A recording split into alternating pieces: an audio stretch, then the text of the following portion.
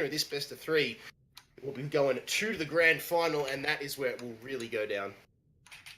Yeah, and it's going to be very interesting. The first map is going to be Braxis Holdout, so we're staying at Braxis. It's going to get more explosive before it gets less, I guess. So, I think we've got the calls, ladies and gents. The readies are being passed across. We're going back again to Braxis Holdout. So we're going to pass you back over to your casters, the OGANZ duo, Skimmy and Vandy. Well, Vandy, it looks like we're at Braxis once again. This is a map that we just, I don't know, it was very neglected, probably the best way to say it, in 2017. Second to none to Warhead Junction, but we're seeing it again. People want to have these quick, calm, collected maps, and, you know, back in the day with Nomia, they usually ran that double mage composition, which just meant that things happened pre-10. Yep, Numia as well. We tried to see them running a little bit of that, and Braxis, it's funny, a lot of players complain about it. They're like, you know, it can really give the advantage. Once you start to get the snowball happen, you know, it feels like you're down and out. But I feel like Outlaws really prove that wrong. It just shows how down and out you really think you are. If you draft smart, like the Ragnaros really helped with a lot of that. I feel like Ragnaros is a very solid pick on Braxis just because of his ability to soak up so much of the Zerg wave if you are going to lose it, as well as the additional siege you can give. But I, for one, I really like this map, mainly because I just find it very, very enjoyable. It really forces teams to be able to adapt. Like, I always remember you saying, when you're playing this, if you're losing in the bot lane, try and seek value in the top lane. If you're losing in the top lane, try and seek value in the bot lane. But a lot of teams, or just even in hero leagues, like, no one wants to do it. They're just, I have to win my lane, even though I'm losing it. Like, what's that mentality, right? It's because people are stubborn and they don't like being corrected, Vandy. But let's not get into a cancelling edition. This is Heroes of the Storm after all, so all logic is thrown out the window. Chromie and Greymane gone off the board. Interesting that Chromie's been taken away. Maybe a direct response to Lahal, which we know absolutely adores Chromie. One of the biggest fans for Chromie, so we're going to take that away from him. And we're going to have Morales come out instead. So first pick Morales. This seems to be a bit of a throwback to the Season 4 finals. Nomia up against Darksided, and that's where we saw a very heavy prioritization on it. So potentially we're going to be drafting back into double support and have the full-on hyper carry assault. Really, indeed. I mean, I like that Morales pick. She's very, very strong. The sustain she can provide the bottom lane makes it quite difficult to win over unless you have something that can focus her out. So expect to be a dominating force in that bottom lane. But the draft now, in response, is doing quite well. Diablo, Sonya to already put pressure on this Morales, who's, I'd be scared if I was Morales. I'd be like, well, I know I'm not going to have the best game. Yeah, you're going to play extremely passive now, and you're going to be looking to try and get some really heavy front line to try and either protect or engage before they can find those aggressive players themselves. Because right now, Diablo and Sonya, two very good counters towards the Morales to dive into that backline and single-handedly do the damage that is required. You saw what happened to Rhaegar. Morales will be able to share that kind of same fate. Yes, can safeguard herself for the on-demand armor burst protection, but so at the end of the day, you are going to be taking a lot of damage regardless. There is the Valor. That is definitely going to be a pocketed Valor if I've ever seen one. So still looking to see that double support come across. What do we have left for the side of Rich Gang? Well, they don't have a solo laner, but you have a lot of control in the bot lane. So that's where all their focus has been so far. Flipping it over to Outlaws, and they're posturing right now for the very first Hanzo ban of 2018. Are they going to go through with it? Wait and see. Sure. I wonder how Hanzo, like you said, he's got multiple build paths he can take. He's very much a utility assassin in his builds and what he offers a team. So it wouldn't be out of the question. It's just that I haven't really seen a Hanzo on Braxis Holdout yet, so I don't have much of an opinion on it. The one thing I was going to maybe bring to the table is that actually, I would argue, it would work quite well in a solo lane to actually defeat a lot of these dominant solo lanes, like your Malfio, like your Sonya, because you can stay safe, you can keep CSing away from afar. Yeah, exactly. So you don't really need the sustain. You've got a lot of mobility and a lot of ability to, clear out the waves. So potential idea, but they decide to go, no, we've got the Sonya. We think that Malfio's much more of a counter towards us. And just like that, you've already got two members that can dive. Let's take out a third. Yeah, the Genji is gone off the table now. So that also, Lieutenant Morales, Valor, they're breathing a sigh of relief that Genji really would have thrown a spanner in the works for them and made their game even harder than it needed to be. On the side now of Outlaws, what are they going to pick up? They really do have that dominant solo laner, so we know who that's going to be, Sonya. But now they need to start working on that bottom lane. What's their answer to the Morales Valor? What do they need to dismantle that? So dive so far, yeah. Greymane and some poke. Yeah, I'd like to see a Greymane. I like to see a poke. So Gul'dan, very, very nice. Works quite well on this map to help clear. Ooh, that's nice. Oh, and the battery. So now we're just seeing the Clever. battle of the sustain, right? In the bottom lane, it's going to be a case of Morales and Vala up against Gul'dan and Oriel. The only catch to this is it's very reliant on the execution from both teams. One on the side of Gul'dan needs to be actually able to pump out damage to function as that rechargeable battery. The same can be said for Morales. If she plays too aggressive, overestimating what they can do as a Vala pairing, then Diablo can easily go in for that kill. So it's going to be quite exciting to see the duos go up against one another. Well, there's also one more thing to add to the table. Essentially, Oriel's energy is limitless, right? As long as she's got the battery pack charging her up, she can go. Whereas Morales now, with the changes, she can actually run out of energy now. If you're healing for extended periods of time, she needs to recharge, she needs to wait. So, yeah, if they play that to their favor, if they actually see when Morales is low, they can have a slim window of opportunity that they can make plays on. It depends, I suppose, really what build that Morales goes for. Wouldn't be surprised to see the standard grenade for the peel, and even for the counter follow-up, because now you've got an RFS added to the frontline mix. This is what you need, some protection for these two squishy backlines. And how about a kill fast? Because you want extra wave clear, and you want somebody else to really bring some counter measurement, paying a fantastic denial pick, especially for Diablo. You can catch him with that Gravity Lapse mid-shadow charge. So depending on how sweaty they are on that side of the globe, is how this one could pan on a fifth and final pick now. What are we thinking for this pick here, Vandy? I think it might be a grey main. He adds to the wave clear, he gives him a bit of dive, he fits that versatile role quite well. Oh, he's banned! Oh. Alright, that's the glare coming out. 40-degree heat. I'm going to blame anything cooked I say, because it is just way too hot. Alright, if the grey main's taken out, I mean, against that Vala, Cassia can still work quite well, giving them that blind. But I would like to see some range damage coming out. Or if they want to go more of that poke-centric build with Gul'dan, maybe even a Hanzo still could work here quite well. Yeah. I'm just trying to decide where I would put my eggs in this basket, because you do potentially, if you go for that shield, as you say, put it between a few of the heroes that they have so far. Alarak, yes! They're going to stick to that burst. And Mahal says, look, you've kind of outdraft me here. Nazebo's not going to work well. I don't really feel like playing Lunara. I don't want to go Zagara. I'm going to bust out old mate Alarak, so... Stick to your strengths. And he still works quite well. Like you said, that burst can shut down Vala, KT, as well as Morales. The silence can be very, very disrupting to her because it actually drops the healing beam. So very annoying when you're playing Lieutenant Morales and you've got silences to contend with. Both teams, though, Skimmy, they've drafted very, very similar. So it comes down to that execution, like you said.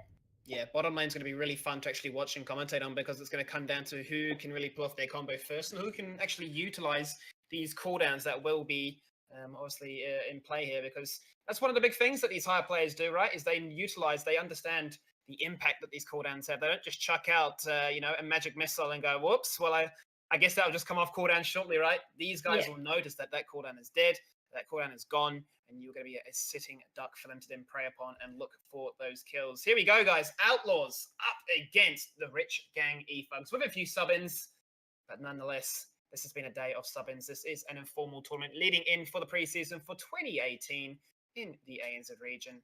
We thank each and every one of you for sticking around this far as we lead into the grand finals after this one here, Dandy. I mean, my heart does go out to Outlaws a little bit. They've just had to play Braxis back to back.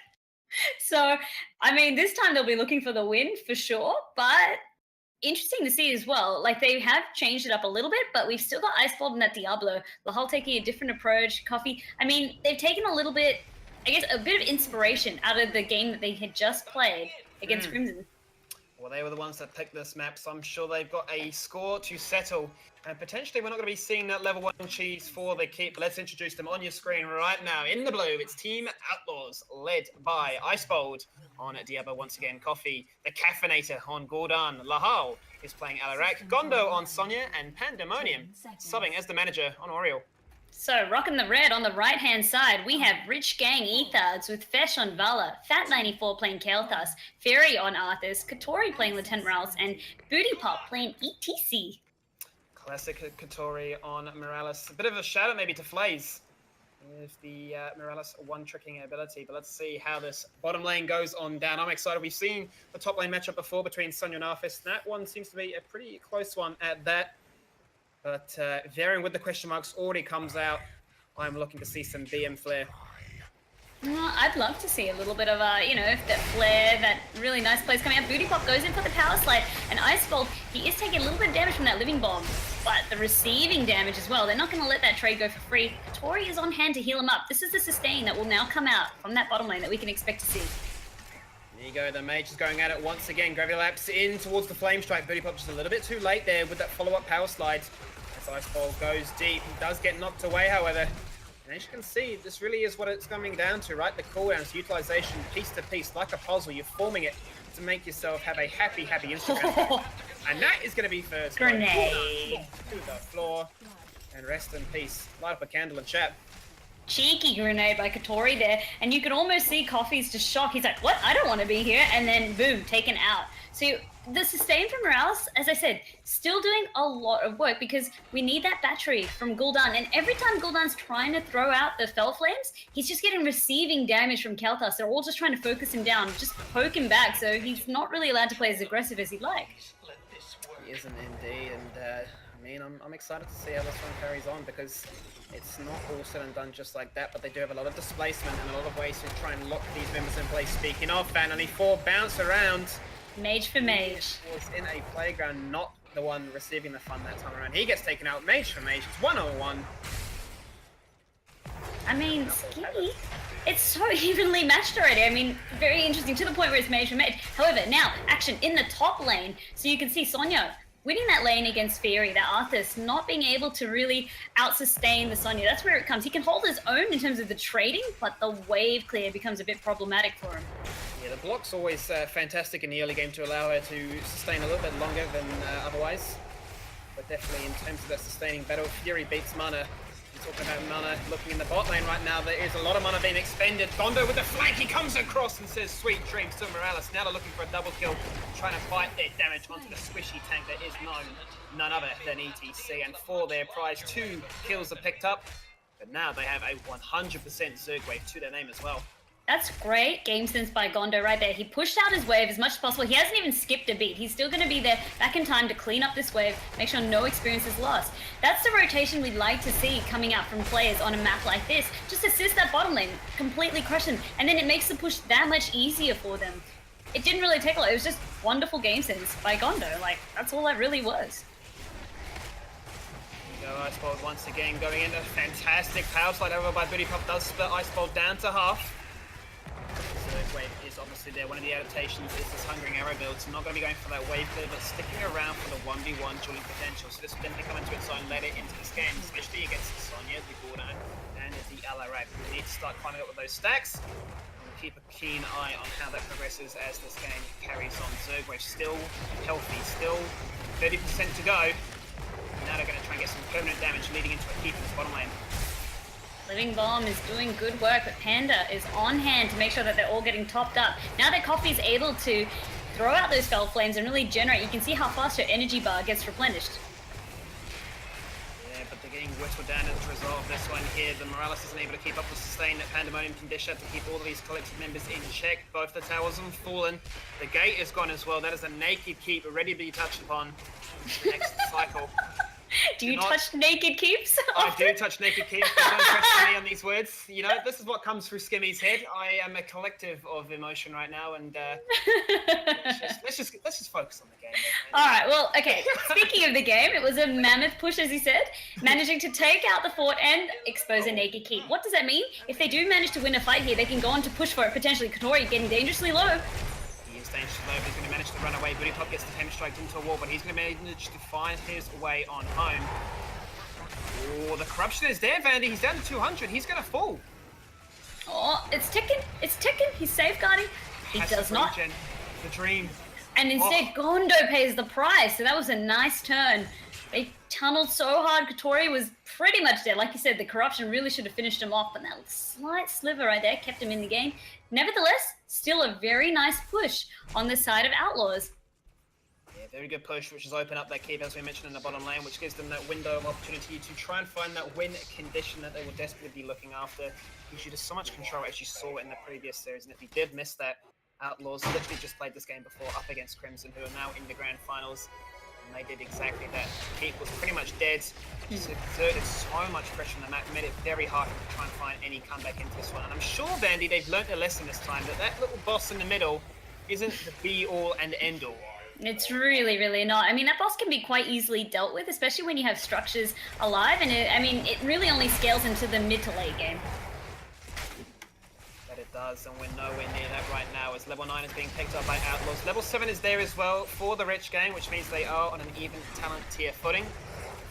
Despite the scaling damage difference, they will be able to bring a lot of pain to the battle if they so desire. But the stalling out has been achieved right now by the Outlaws. They're able to clear this one out, get that much closer to level 10, and that spawns quite nicely for the beacons, which are up in 25. This is the first time we've seen Outlaws really shine in the early game, so they've definitely learned their lesson as the day's gone on, and it's very, very dominant. So now I'm scared to see, because we said they're the comeback kings. Mid to late game, we've seen them come back. Also, one thing that I'd like to point out was the good lane swap that came. Gondo now rotating to the bottom lane, leaving them to siege that top lane, because that's where the next Zerg wave is going to be. It always goes to the weaker lane, and the stronger lane. And that currently for Rich Gang Ethos is that top lane. And right now, Fairy's having a very hard time trying to defend this one off. He doesn't really have the best wave clear, but he's maybe stuck around a little bit too long. Finally, 4 is here in support, but Gondo is still playing this one quite patiently because he realizes that he has the boys back in town. They're ready to jump on in. Four's going to drop to the corruption. No, he's not. The heals are there for Katori. The keep is going to fall. The damage has been done. Bodypop has no responses whatsoever because level 10 is there as well, and only a Wrath of the Berserker had to be used to achieve it. Now Outlaws can control the beacons and potentially, this time, safely go for the boss. Yep, this is the time that they can take the boss. There's still 2 levels, well, let's say a level and a half until Rich Gang Ethos are anywhere near getting that all-important level 10. So really now, Outlaws, they can set the pace of the map. They don't need to rush. They don't indeed, and Booty Pop and the rest of the team in this bottom lane looking for something. Fan 94 is on the flank, which is an interesting position for a Kelfast to be. But nonetheless, he's going to join up to this team fight so far. Outlaws are going in for it. Gondo dropping Fesh down to half the poison spear, just bringing so much pain and suffering to this team fight. And they don't really care about these beacons. They are ticking away up to 50%, but the fight is what they're after. Still no level 10, and for a very sizable amount of time as well. Gondo is an absolute powerhouse at this stage, and he can just do everything on his own command. And they find their pick, they get the kill fast, and this almost guarantees now a 100-0 Zerg wave. It does, and that fort as well was softened up with the siege coming out from the 4-man after they swapped with Sonya in the bottom lane. So now this is looking a little bit dicey on the side of Rich Gang Ethos. This is the game slowly running away from them. They need to be able to keep their heads, get that all-important level 10, get their heroics up, and then pray, hope that they can make a play, hope that Outlaws overstep.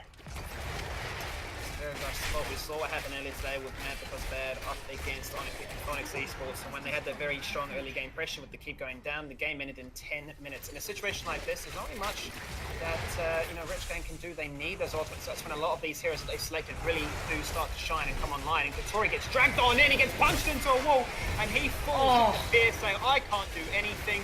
Very running for her dear life, but she's going to need to bet some money on that one because she is not going to survive for much longer. The keep is surely going to fall as well.